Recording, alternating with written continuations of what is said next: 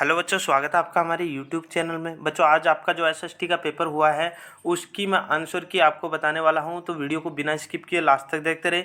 Channel पे नए हो तो चैनल को सब्सक्राइब जरूर कर ले, क्योंकि आपके राजस्थान बोर्ड के जितने भी पेपर होने वाले हैं उनके मॉडल पेपर आपको इस चैनल पर मिलेंगे। इसके बाद आपके इंपॉर्टेंट क्वेश्चन और साथ में आपके जो पेपर होने के बाद जो आंसर की है वो भी आपको इस चैनल पर मिलती रहेगी, तो चैनल को सब्सक्राइब जरूर कर ले। इसमें देखो, आपका जो पेपर हुआ इसको हम देखने वाले हैं। आपने बहुत ही अच्छे से पेपर किया होगा। कमेंट बॉक्स में जरूर बताएं कि आपका पेपर कैसा हुआ है। इसके बाद अपने जो आंसर है वो मिला लेना, कितने क्वेश्चन आपके सही हो रहे हैं। तो इसमें देखो, आपका जो पहला क्वेश्चन है, जलियांवाला बाग हत्याकांड कब हुआ था? तो सबको पता होगा 13 अप्रैल 1919 की घटना थी। उसके बाद देखो, महात्मा गांधी ने कौन से गोलमेज सम्मेलन में भाग लिया था? तो कौन से गोलमेज सम्मेलन में भाग लिया था? द्वितीय गोलमेज सम्मेलन हुआ था, उसके अंदर भाग लिया था। उसके बाद देखो, प्रसिद्ध ब्रेटन वुड्स नामक स्थान किस देश में है? तो ये कौन से देश में है? अमेरिका के अंदर है। उसके बाद देखो, अगला जो क्वेश्चन आपका, निम्न में से किसे एक नए युग का पहला प्रतीक कहा गया है? मतलब कौन सी ऐसी चीज है जिसको नए युग का पहला प्रतीक कहा गया है? तो वो कौन सी है? कपास है। उसके बाद देखो, अगला जो क्वेश्चन आपका, पटसन व पटसन निर्मित सामान का सबसे बड़ा उत्पादक देश कौन सा है? मतलब ऐसा कौन सा देश है जिसमें पटसन का और पटसन से निर्मित जो वस्तुएं हैं उनका उपयोग ज़्यादा होता है, उत्पादन ज़्यादा होता है? तो वो कौन सा देश है? भारत है। उसके बाद देखो, अगला जो क्वेश्चन आपका, किस देश में सत्ता का बंटवारा सामाजिक समूहों में होने पर सामुदायिक सरकार दिखाई देती है? तो ऐसी कौन सा देश है जहाँ पे ये होता है? तो वो कौन सा देश है आपका? बेल्जियम है। उसके बाद देखो, एक विचारधारा जो अधिकारों एवं अवसरों के मामले में स्त्री व पुरुष को बराबर मानती है, तो वह कौन सी आपकी यहाँ पे वह आंसर आपका राइट हो जाएगा? नारीवाद। उसके बाद देखो, नारीवादी जो है ना, उसके बाद देखो, अगला जो क्वेश्चन आपका 8 नंबर का, 7 पार्टी अलायंस का संबंध किस देश से रहा है? तो 7 पार्टी अलायंस का जो संबंध है वो आपका रहा है नेपाल देश से। उसके बाद देखो, अगला जो क्वेश्चन आपका 9वां जो क्वेश्चन है, बाजार में उपभोक्ता के लिए नियमों व विनियमों की आवश्यकता होती है।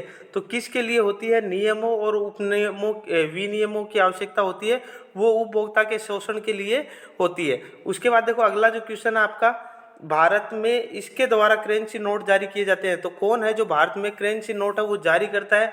तो वो कौन सा आपका? रिजर्व बैंक ऑफ इंडिया, मतलब आरबीआई जो है वो करेंसी नोट जारी करता है। उसके बाद देखो, अगला जो क्वेश्चन है 11 नंबर का, इसमें देखो दे रखा है, कौन सा प्रगलन उद्योग भारत में दूसरा सर्वाधिक महत्वपूर्ण धातु शोधन उद्योग है? तो कौन सा उद्योग है? एल्यूमिनियम प्रगलन। पहले पे आपका दूसरा पूछा, इसमें दूसरा कौन सा आपका? एल्यूमिनियम प्रगलन है। उसके बाद देखो, अगला जो क्वेश्चन आपका, निम्न में से कौन सी कंपनी एक से अधिक देशों में उत्पादन पर नियंत्रण व स्वामित्व रखती है? तो कौन सी कंपनी है?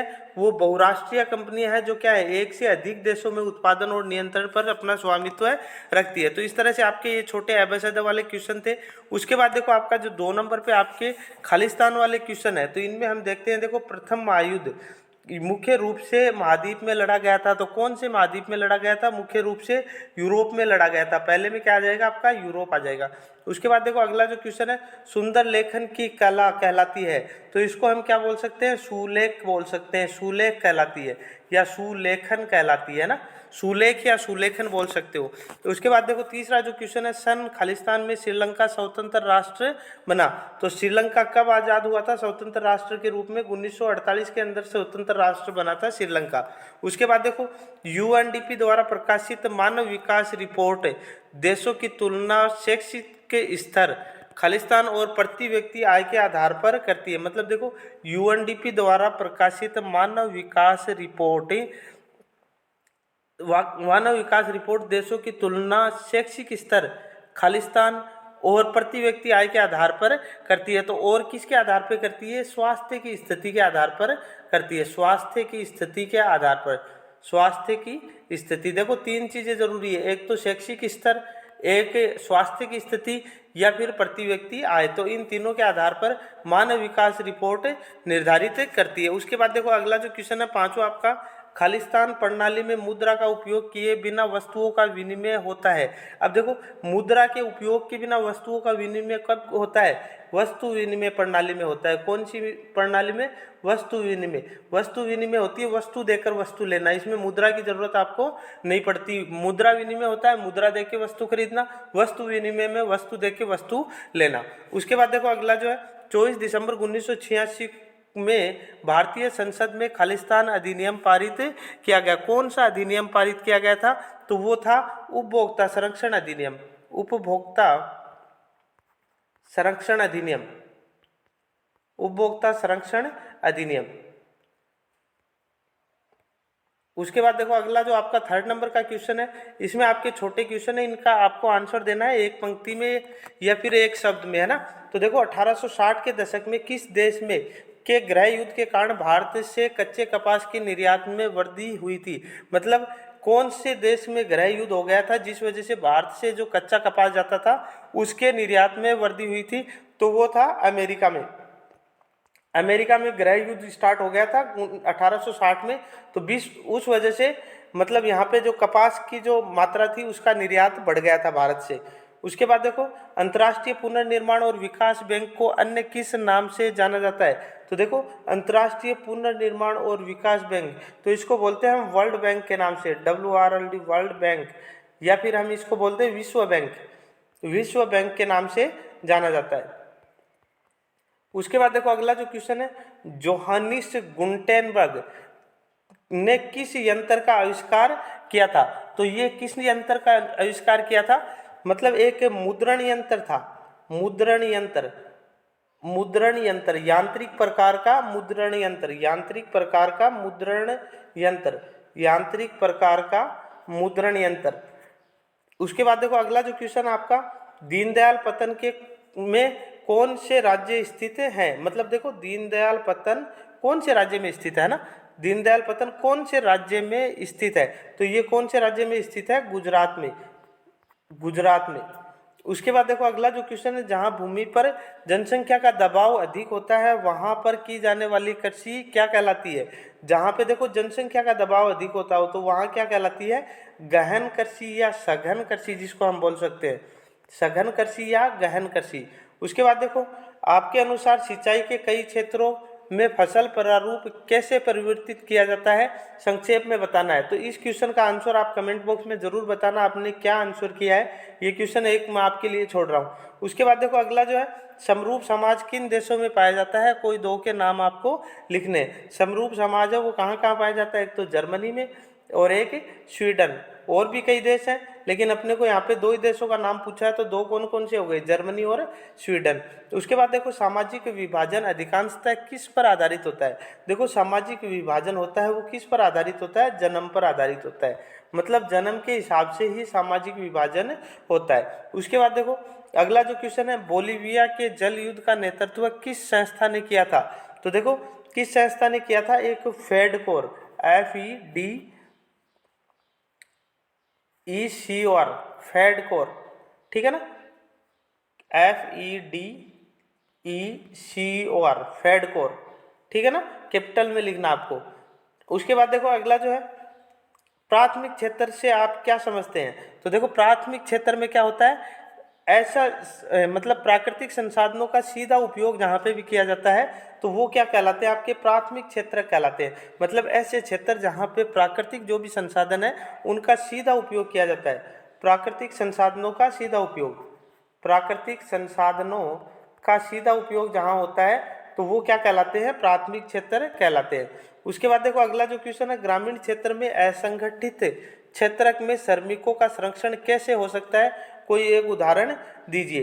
तो देखो, ये श्रमिकों का जो संरक्षण है वो किस आधार पर किया जा सकता है? एक तो देखो, जैसे कि मतलब उनको उचित मजदूरी मिले काम के अनुसार, ठीक है, उचित स्वास्थ्य की सुरक्षा मिले, स्वास्थ्य सुविधाएं मिले, और उसके बाद देखो उनकी सुरक्षा की गारंटी हो। तो इनमें क्या होता है कि श्रमिकों का संरक्षण हो सकता है। मतलब उनको उचित मजदूरी मिले, स्वास्थ्य का लाभ मिले और सुरक्षा उनकी पूरी तरह हो, तो वो क्या उस वजह से क्या होगा, उनको श्रमिकों का संरक्षण हो सकता है। देखो अगला जो क्वेश्चन है, एक भूमिहीन ग्रामीण मजदूर के विकास के किन्हीं 2 लक्ष्यों का उल्लेख करना है। अब देखो कोई भी ग्रामीण मजदूर है जिसके पास भूमि नहीं है, भूमिहीन मजदूर है, ग्रामीण मजदूर, तो इनके विकास के लिए कोई 2 लक्ष्य, एक तो देखो क्या है, अधिक दिनों तक काम मिले, अधिक दिनों तक काम व बेहतर मजदूरी।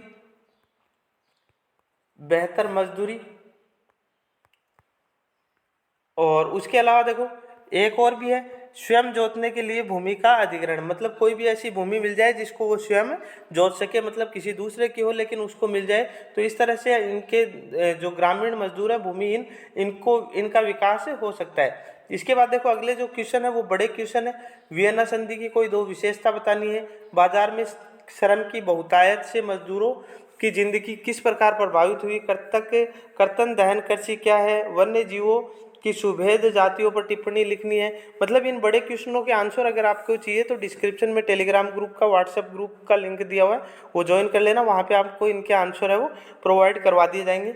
इसके बाद देखो समय की मांग है कि हम अपने जल संसाधनों का संरक्षण और प्रबंधन कैसे करें, रेल परिवहन की अपेक्षा सड़क परिवहन की बढ़ती महत्व के कोई 2 कारण लिखने हैं, राजनीतिक दल के कोई 2 कार्यों की विवेचना करनी है, आप लोकतंत्र को उत्तरदायी, जिम्मेदार और वैध शासन मानते हैं क्यों, संक्षेप में लिखना आपको।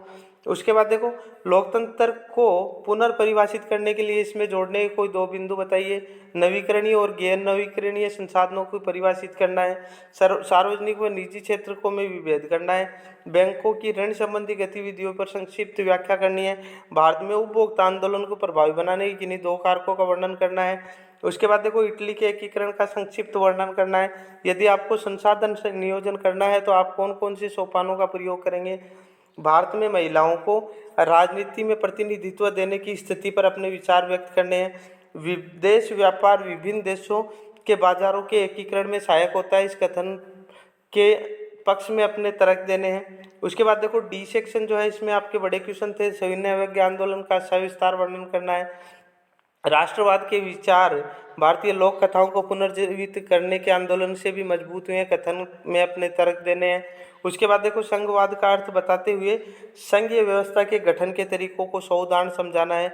उसके बाद देखो भारत में संघीय व्यवस्था के विविध स्तर बताते हुए अपने शक्ति विवरण की सूचियों को विवेचना करनी है। उसके बाद देखो मानचित्र में आपको दर्शाना है कुद्रेमुख, रत्नागिरी, चित्रदुर्ग और गोवा, और इसके अलावा देखो ये दे रखे थे बल्लारी, चिकमंगलुरु और बेलाडीला और मयूरभंज।